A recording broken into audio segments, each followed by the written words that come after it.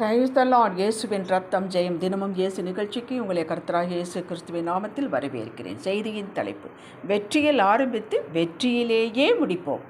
ஆதார வசனம் 2 கொரிந்தியர் 2:14. கிறிஸ்துவுக்குள் எப்பொழுதும் எங்களை வெற்றி சிறக்க பண்ணுகிற தேவனுக்கு தோத்திரம். வெற்றி அடைவதற்கே கிறிஸ்துவுக்குள் பிறந்தவர்களை நீங்களும் நாளும் நமது வாழ்வில் வெற்றியில்தான் ஆரம்பித்திருக்கிறோம். ரோமர் 8:30 படி தேவன் நம்மை முன்குறித்து விட்டார். எப்போது? உலகத் தோற்றத்திற்கு முன்பே கிறிஸ்துவுக்குள் அழைத்தார். எதற்கு? நீதிமான்களாக ஆக்குவதற்காக. அவருடைய கிருபையினாலே நம்முடைய விசுவாசத்தை கொண்டு நாம் நீதிமான்களாக்கப்பட்டோம். எபேசியர் 2:8. ஏன்? நீதி இல்லாமல் நீதிமான்களாக்காமல் தேவன் நம்மோடு உறவு கொண்டாட முடியாது, நம்மை பார்க்க முடியாது. தேவ நீதி நம்மேல் விழுந்தது.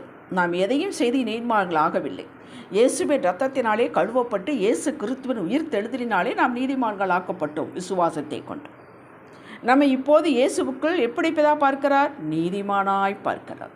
இயேசுவை எப்படி பார்க்கிறாரோ அப்படியே நம்மையும் பார்க்கிறார். ஹல்லேலூயா! எவ்வளவு ஸ்லாக்கியம் பாருங்கள். இது நம்புவதற்கு கடினப்படுகிறோம். ரோமர் 5:1, ரோமர் 4:25 படியுங்க. இது வெற்றி இல்லைங்களா? நமக்கு ஆக்கினை தீர்ப்பு இல்லை, நித்திய ஜீவன் உண்டு. இது மாபெரும் வெற்றி.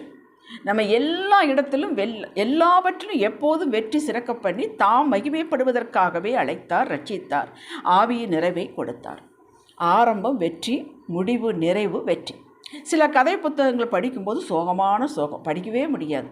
சரி, முடிவை பார்த்துவிட்டு பின் வாசிக்கலாம், எல்லாவற்றால் மூடி வைத்து விடலாம் என்று முடிவை பார்த்தால் அற்புதமான முடிவு, சந்தோஷம், மகிழ்ச்சி, கொண்டாட்டம். அப்பாடா என்றிருக்கும். அப்படித்தாங்க நம்முடைய வாழ்வின் பயணத்தில் அவ்வப்பொழுது கொஞ்சம் சோகம், இளைப்பு, இழப்பு, வருத்தம், கவலை வைக்க வேண்டும் என்பது தேவசித்தம் அல்ல, அவரது வழி நோக்கமும் அல்ல. அப்படி இருந்தால் சொல்லி இருப்பார். சர்ப்ரைஸாக சோகம் கொடுக்கும் தேவன் அல்ல நம் தகப்பன். சர்ப்ரைஸாக மகிழ்ச்சியை கொடுத்து, வெற்றியை கொடுத்து, தான் யார் என்று, நாம் யாரை சார்ந்திருக்கிறோம், நம்முடைய வாழ்வு இப்படித்தான் வெற்றியின் மேல் வெற்றி இருக்கும் என்பதை காட்டுகிறவர் நம் அப்பா. பின் ஏங்க இவையெல்லாம் நமக்கு நேரிடுகின்றன? இது பாவ உலகம். சீக்கிரமாக பாவத்தில் விழுந்துவிடும் சரீரம். ஏசாயா சொன்னது போல, அசுத்த உதடுகள் உள்ள நான் அசுத்த மக்களிடையே வசிக்கிறோம். அசுத்த உதடு என்பது அவிசுவாச வார்த்தைகளை பேசும் உதடு. தேவ திட்டத்திற்கு எதிராக பேசக்கூடிய வாய். தேவ வார்த்தை ஒன்று சொல்லியிருக்க நாம் ஒன்றை பேசுவது. அவருடைய தழும்புகளால் குணமானீர்கள் என்று 1 பேதுரு 2:24 என்று சொல்லியிருக்க, இதை பேசுவதற்கு பதிலாக இந்த வியாதி என்னை கொன்றுவிடும் போல் இருக்கும், போயிட்டா பரவாயில்ல, இது வாட்டுகிறதே, இப்படி பேசுவது. நம் வாயின் வார்த்தைகளின்படி நோய் வியாதி இன்னும் தீவிரமாகிறது. இது நம் வாயால் வரும் தீங்கு. கிருபை பெற்ற நாம் இதையே சார்ந்திராமல் நம்ம சொந்த அனுபவம், அவங்க சொன்னாங்க, இவங்க சொன்னாங்க என்று முடிவெடுப்பது. இது கிருபையை விருதாவாக்குவது. இதில் வரும் தேக்கம். நம்முடைய கிருபையை வீணாக்கிவிட்டு, தள்ளி ஒதுக்கிவிட்டு சொந்தத்தில் முடிவெடுப்பது. இதனால் வரக்கூடிய தேக்கம். அசால்ட்டாக இருக்கும்போது பிசாசின் தூண்டுதலினால் பொய்யை மெய்யென்று நம்பி செயல்படுதல், பேசுதல், முடிவெடுத்தல், இதனால் வரும் தீங்கு. எதினால் வந்தாலும் நஷ்டம், தோல்வி அடைந்திருந்தாலும் இது தற்காலிகமானது. எப்படி? உலகத்தில் உங்களுக்கு உபத்திரம் உண்டு, ஆனாலும் திடன் கொள்ளுங்க, நான் உலகத்தை ஜெயித்தேன் என்றார்.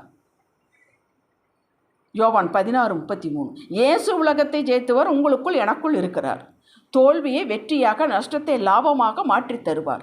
சாபங்களை ஆசீர்வாதமாக மாற்றுகிறவர். அவர் இரவை பகலாக்குகிறவர், இருளை வெளிச்சமாக்குகிறவர்.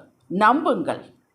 ரோமர் 8:28. சகலமும் நன்மைக்கு ஏதுவாக நடக்கும். என்ன பண்ணியிருந்தாலும் அது நன்மைக்கு ஏதுவாக திருப்பி விடுகிறார் என்பதை நாம் அறிந்திருக்கிறோம். இதை நீங்களும் நானும் இன்று அறிய வேண்டும்.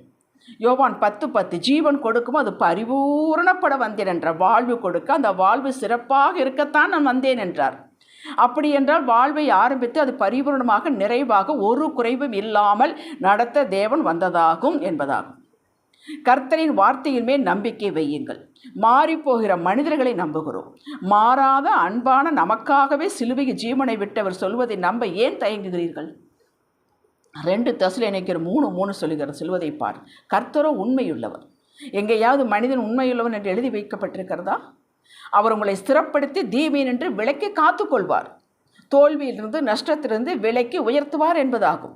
தோத்து போகிற கட்சியோடு நாம் இல்லைங்க. எப்பொழுதும், எல்லாவற்றிலும், எல்லா நிலையிலும் வெற்றி வாகை சூடும் இயேசுவோடு இருக்கிறோம். அவர் உறங்குவதும் இல்லை, தூங்குவதும் இல்லை, நம்ம விட்டு விலகுவதும் இல்லை, கைவிடுவதும் இல்லை. கல்வாரியிலே சிலுவையிலே வெற்றி சிறந்தார் என்றால் உங்களுடைய வெற்றியும் என்னுடைய வெற்றியும் சிலுவையில் இருக்கிறது என்பதாகும்.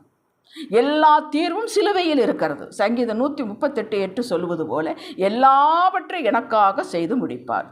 அதே தான் சங்கீதம் 57:2 சொல்லுது, முடிக்கப் போகிற கர்த்தர் என்றால் கல்வாரியிலே அடைந்த வெற்றியை நமது வாழ்வில் ஒவ்வொரு நிலையிலும் அதை நிலைநாட்டப் போகிறார் என்பதாகும். வெற்றி தான் உங்களுடையது. செழிப்பு, உயர்வு, ஆரோக்கியம், நீண்ட ஆயுள் இவைகள்தான் உங்களுடையது. இதைத்தான் சம்பாதித்து வைத்து விட்டிருக்கிறார். அவர் சம்பாதித்தது அற்புதம், அதுதான் நம்மளுடையது. இனிமேல் அல்லங்க, ஏற்கனவே அடைந்தாயிற்று. இதை விசுவாசத்தோடு ஏற்றுக்கொள்வதுதான் நமது பொறுப்பு. இதற்கு நாம் கர்த்தரோடு நல்ல ஐக்கியத்தில் இருப்பது நம் பொறுப்பு. ஆவியானவர் நடத்துவார். இதை இப்படி பேசு, இதை இப்படி செய், இந்த ஆசீர்வாதம் உனக்கு வந்து. அதற்காகத்தான் அவர் நம்மோடு இருக்கிறார். பின் எதற்காக இருக்கிறார்? பிதாவுடைய சித்தம் அறிந்து நமக்கு என்ன வழி வைத்திருக்கிறார். ஒவ்வொருவருக்கும் ஒவ்வொரு பாதை, அது என்ன என்பதை ஆவியானவர் அறிவார். அதற்கு தகுந்தால் போல் நமக்கு ஆலோசனை கொடுத்து காரியங்களை வாய்க்க செய்து பேச வைத்து ஜெபிக்க வைத்து நடத்துகிறார். யாருக்குங்க இந்த ஸ்லாக்கியம் கிடைக்கும்? கீழ்ப்படிந்து நடப்பது நமது பொறுப்பு. பொறுப்பை கையில் எடுங்கள் இப்போதே.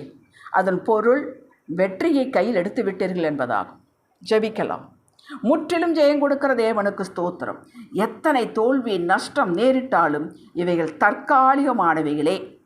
இவைகள் வெற்றிக்கு நேராக, ஸ்திரத்தன்மைக்கு நேராக எங்களை நடத்தும் என்பதை கண்டோம். முடிவு சம்பூர்ணம். முடிவரை எழுதுகிறவர் கர்த்தர், நாங்கள் அல்ல. வெற்றி என்று எழுதிவிட்டமைக்கு நன்றி.